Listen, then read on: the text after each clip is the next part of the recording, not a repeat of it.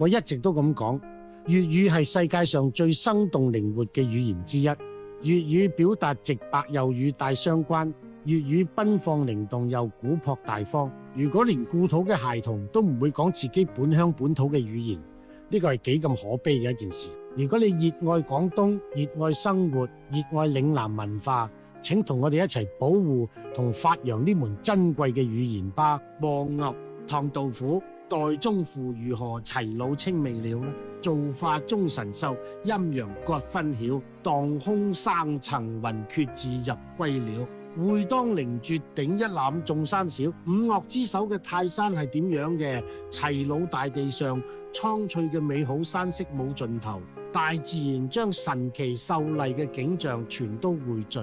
山南山北陰陽分界，神分嘅景色截然不同。升騰嘅雲霧令人心胸搖蕩，我極力張開眼睛遠望歸鳥，隱沒在山林中。我一定要登上最高峰俯瞰群山。